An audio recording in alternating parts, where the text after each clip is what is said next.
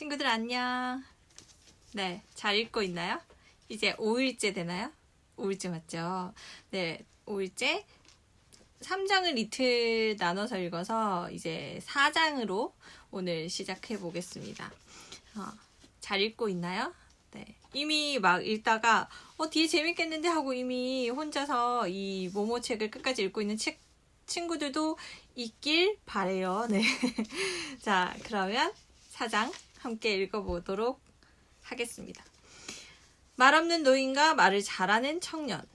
친구가 아주 많아도 특히 더 좋고 더 가깝게 느껴지는 친구가 있게 마련이다. 모모 역시 그랬다. 모모에게도 특히 좋아하는 친구가 둘 있었다. 그들은 매일 모모를 찾아와 가지고 있는 모든 것을 함께 나누어 가졌다. 한 사람은 젊은 사람이었고 다른 한 사람은 나이 든 사람이었다. 모모에게 둘 중 누가 더 좋으냐고 묻는다면 아마 대답하지 못했으리라. 나이 든 친구의 이름은 도로 청소부 베포였다. 물론 베포에게는 다른 성이 있었다. 하지만 직업이 도로 청소부였고 모두들 도로 청소부 베포라고 불렀기 때문에 베포도 스스로를 그렇게 부르고 있었다. 도로 청소부 베포는 원형극장 근처의 오두막집에 살고 있었다. 빨간 벽돌과 함석 조각과 타르를 입힌 골판지로 손수 지은 집이었다. 베포는 유난히 키가 작은 데다가 걷는 자세도 약간 꾸부정해서 모모보다 약간 큰 정도였다. 한 줌의 짧은 하얀 머리 다발이 제멋대로 뻗쳐있는 커다란 머리는 언제나 갸우뚱 기울어 있고 콧등에는 작은 안경이 걸쳐 있었다. 사람들은 도로 청소부 베포가 머리가 약간 이상하다고 생각했다. 베포는 누가 무엇을 물어보면 빙그레 웃기만 하고 대답을 하지 않았다. 베포는 곰곰이 생각했다. 대답할 필요가 없다고 생각되면 아무 말도 하지 않았지만 대답할 필요가 있다고 생각되면 그것에 대해 곰곰이 생각했다. 그 시간은 2시간이 걸리기도 하고 하루 종일 걸리기도 했다. 그런 다음 그는 대답을 했다. 그동안 당연히 자기가 뭘 물어보았는지 잊어버린 상대방은 베포의 뒤늦은 대답에 어리둥절해할 수밖에 없었다. 하지만 모모는 달랐다. 모모는 베포가 대답할 때까지 오랫동안 기다릴 수 있었고 또 그의 말을 이해할 수도 있었다. 모모는 베포가 진실이 아닌 이야기를 하지 않기 위해서 많은 시간이 필요하다는 것을 잘 알고 있었다. 베포는 모든 불행은 의도적인 혹은 의도하지 않은 수많은 거짓말, 그러니까 단지 급하게 서두르거나 철저하지 못하게 저지르게 되는 수많은 거짓말에서 생겨난다고 믿고 있었다. 네, 여기 베포는 뭔가 질문을 받거나 하면 대답하는데 시간이 오래 걸린다고 나오거든요. 빨리 대답하는 게 좋을까요? 아니면 베포처럼 이렇게 오랫동안 생각해보고 대답을 하는 게 좋을까요? 여기서는 빨리 대답했을 때 의도적이든 의도적이지 않든 수많은 거짓말이 되거나 네, 그렇게 수많은 거짓말이 생겨난다고 말을 하고 있는데 이 생각에 대해서 친구들 어떻게 생각해요? 책을 읽으면서 여기에 나오는 의견이나 그런 걸 보면서 나는 이렇게 생각하는데 이 의견에 나도 동의해 라든지 자 이런 부분에 이제 줄도 치고 메모도 해보면서 질문도 해보고 내 생각도 써보고 그렇게 하면 조금 더 적극적인 독서가 되겠죠.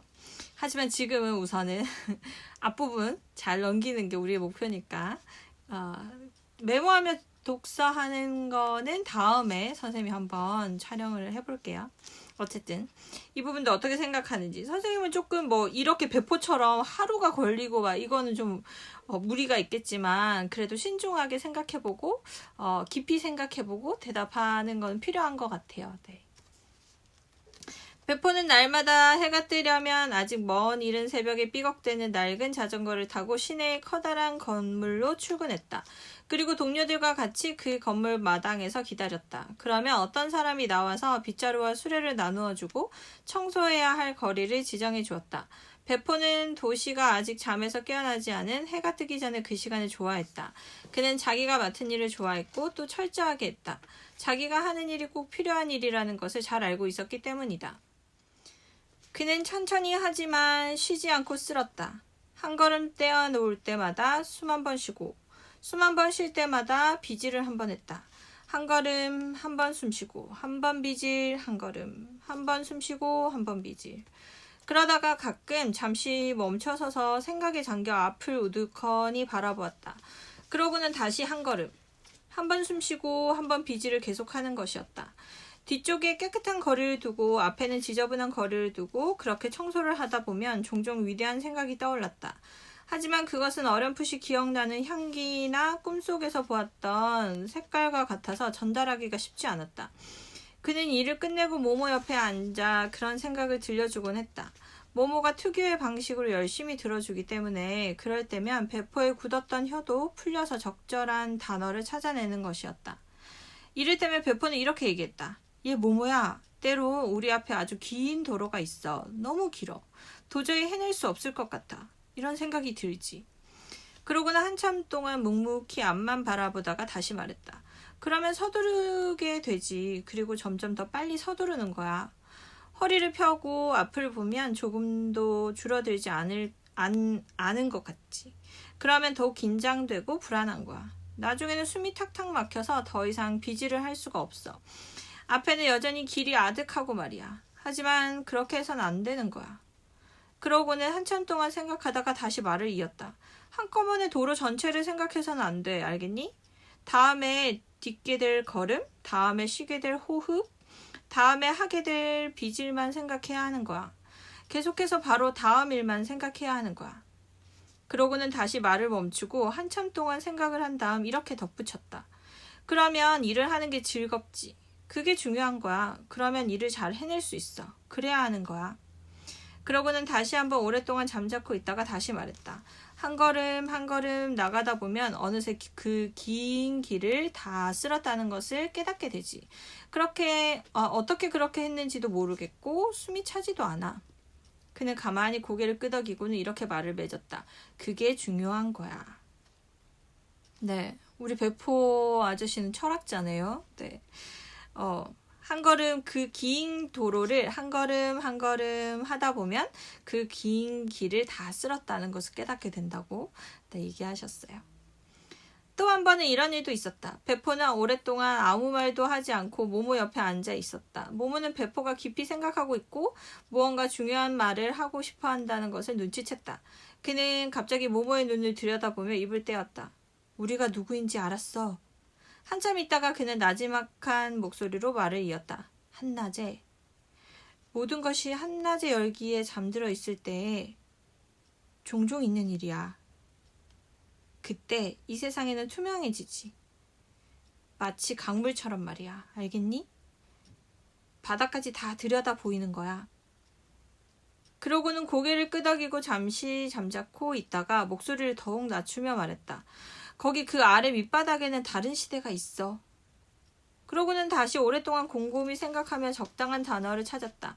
하지만 적당한 표현이 생각나지 않는 모양인지 갑자기 아주 평범한 어조로 이렇게 말했다. 나는 오늘 옛 성벽길을 쓸었어. 성벽에는 서로 다른 색깔의 돌이 5개가 있었지. 뭐뭐 알겠니? 그러면서 손가락으로 먼지 속에 커다란 T자를 그리더니 고개를 갸우뚱하게 숙이고 글자를 바라보다가 갑자기 나지막한 목소리로 속삭였다. 나는 그걸 다시 알아보았어. 돌들 말이야. 그러고는 한참 잠자코 있다가 더듬거리며 말을 이었다. 다른 시대였어. 성벽을 쌓던 때였어. 일하는 사람들이 아주 많았지. 하지만 2사람이 있었어. 그들은 거기에 돌을 끼워 넣었지. 표시였던 거야. 알겠니? 나는 그걸 알아보았던 거야. 그는 손으로 눈꺼풀을 쓸어 올렸다. 말하기가 무척이나 힘이 드는 것 같았다. 다시 말을 잇는 그의 목소리는 갈라져 있었다. 옛날에 다른 모습이었어. 2사람 말이야. 아주 달랐어. 그러고는 거의 화가 난 것처럼 단호한 목소리로 불쑥 말했다. 하지만 나는 우리를 다시 알아보았어. 너하고 나 말이야. 나는 우리를 알아보았던 거야. 네. 그 옛날에 그 2사람이 모모랑 배포였다는 얘기인가요? 네. 도로 청소부 배포가 그런 식으로 말하는 것을 듣고 웃는 사람들이 나쁘다고 할 수만은 없었다. 배포의 등 뒤에서 돌았군 하는 표시로 손가락으로 맴을 그려보는 사람도 있었다. 이렇게. 하지만 모모는 배포를 사랑했고 그의 모든 말을 가슴속에 담아두었다. 모모와 가장 친한 또 다른 친구는 젊은 사람이었고 모든 면에서 도로 청소부 배포와 정반대였다. 잘생긴 외모, 꿈꾸는 듯한 눈, 하지만 무엇보다도 말솜씨가 기가 막히게 좋았다. 농담과 우스갯소리가 마를 날이 없었고 어찌나 경쾌하게 웃는지 같이 있는 사람은 그러고 싶지 않아도 따라 웃을 수밖에 없었다. 그의 이름은 기롤라모였다. 하지만 누구나 그냥 간단히 기기라고 불렀다. 우리는 나이든 배포를 직업에 따라 불렀다. 그러니까 제대로 된 직업이 없긴 하지만 기기도 그렇게 부르기로 하자.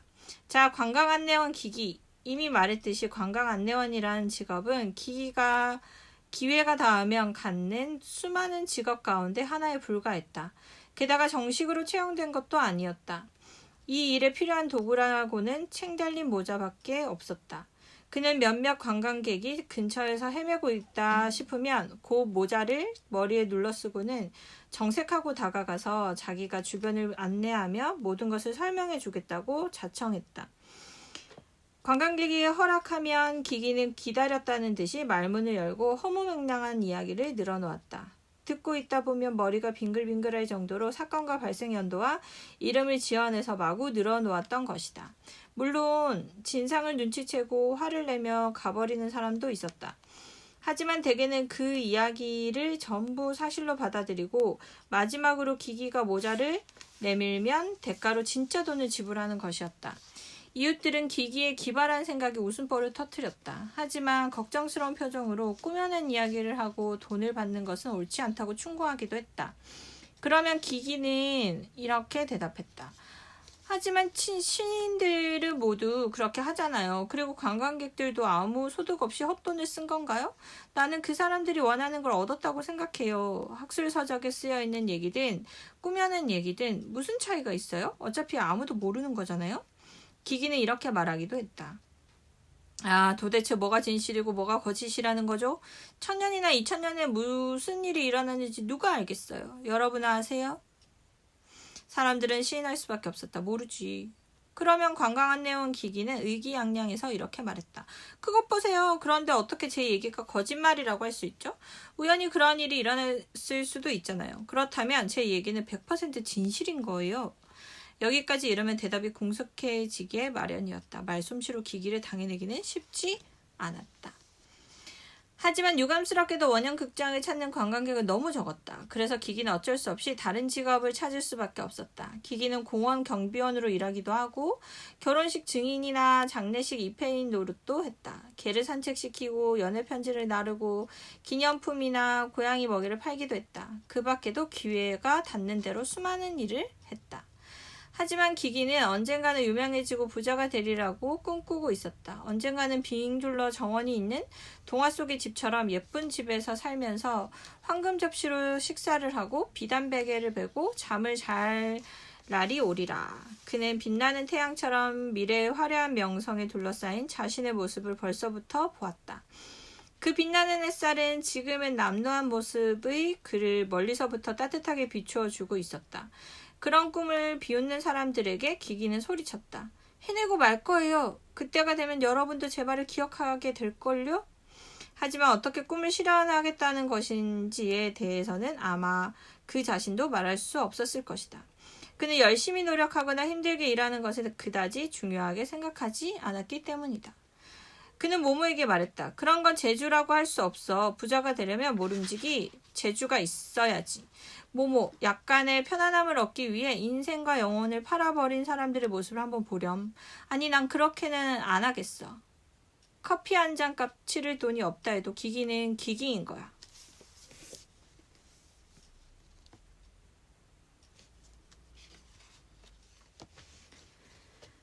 관광안내원 기기는 기기인 거야.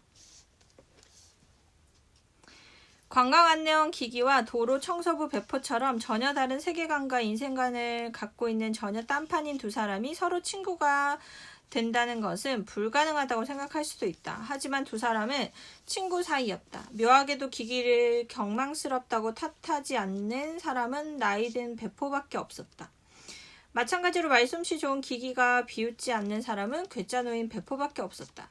그 이유 역시 꼬마 모모가 두 사람의 말에 귀 기울여 듣는 태도에 있었을지도 모른다. 그러나 이들 세 사람 중 자신들의 우정에 곧 어두운 그늘이 드리워지리라는 것을 예상한 사람은 아무도 없었다. 하지만 이제 곧 그들의 우정뿐 아니라 마을 전체의 어두운 그늘이 드리워지리라. 어둡고 차가운 그 그늘은 점점 더 자라나 이미 대도시 전체로 번지고 있었다. 그것은 눈에 띄지 않는 소리 없는 침략 같았다. 그것은 하루하루 점점 더 진격해 들어왔다. 하지만 그것을 눈치챈 사람이 아무도 없어서 누구도 저항할 수 없었다. 침략자들, 그들은 누구였을까? 이 조용하고 아름다운 도시에 침략자들이 있대요. 누굴까요? 무슨 일이 벌어지는 걸까요? 네, 드디어 이제 사건들이 등장하기 시작합니다. 일단의 회색 신사들이 대도시를 서성이고 있었다. 그들은 지칠 줄 모르고 무슨 일인가 열심히 하고 있는 듯 보였다. 그들의 수는 날이 갈수록 불어났지만 다른 사람들이 보지 못하는 많은 것을 볼 수 있는 배포노인도 그들의 존재를 눈치채지 못했다. 그렇다고 그들이 눈에 보이지 않는 존재인 것은 아니었다. 사람들은 그들을 눈으로 보았다. 하지만 보지 않은 것이나 마찬가지였다. 그들은 사람들의 눈에 띄지 않는 아주 교묘한 방식을 알고 있었다. 사람들은 그들을 그냥 스쳐 지나치거나 보고도 금세 잊어버렸다. 그들을 눈여겨보는 사람은 아무도 없었다. 그렇기 때문에 날마다 수가 늘어나고 있었는데 그들이 어디서 왔고 또 어디서 오고 있는지 묻는 사람은 아무도 없었다. 그들은 우아한 회색 승용차를 타고 거리를 돌아다니고 집집마다 드나들고 레스토랑마다 자리를 잡고 앉아 있었다. 그리고 가끔 조그만 수첩을 꺼내 무언가를 적어 넣었다. 뭐 하는 사람들일까요? 그들의 옷은 거미줄 색깔 같은 잿빛이었다. 얼굴 색까지도 짙은 잿빛으로 보였다. 그들은 뻣뻣한 둥근 중절모를 쓰고 작은 잿빛 시가를 피웠다. 네, 여기 시가는 담배를 말해요. 그리고 저마다 납회색 서류 가방을 들고 있었다. 회색 신사들 몇몇은 이미 원형극장 주변을 서너 번이나 서성대며 온갖 것을 수첩에 적어 넣었다. 하지만 관광 안내원 기기조차 그들을 알아보지 못했다. 모모만이 그들을 알아보았다. 어느 날 밤 그들의 어두운 그림자가 언뜻 폐허의 맨 위 가장자리에 어른거리는 것을 보았던 것이다. 그들은 서로 손짓을 하고는 의논이라도 하는지 한 군데 모여 머리를 모았다. 아무 소리도 들리지 않았다. 하지만 모모는 갑자기 한 번도 느껴본 적 없는 으스스한 한기를 느꼈다. 입고 있는 헐렁한 웃옷을 아무리 꼭꼭 여며도 소용이 없었다. 보통 한기가 아니었다. 그러고 나서 회색 신사들은 다시 사라졌고 그 후로 다시 모습을 드러내지 않았다. 그날 밤에 모모는 여느 때처럼 나직하지만 웅장한 음악을 들을 수 있었다. 하지만 다음 날의 생활이 평소와 다름없었기 때문에 모모는 이상한 방문객들을 더 이상 생각하지 않았다. 모모 역시 그들을 잊었던 것이다. 이 회색 신사들 누굴까요? 네, 여기까지가 4장인데요. 이 회색 신사들 잘 기억하면 좋을 것 같아요. 이들이 이제 뒤에 주요 등장인물로 나오거든요.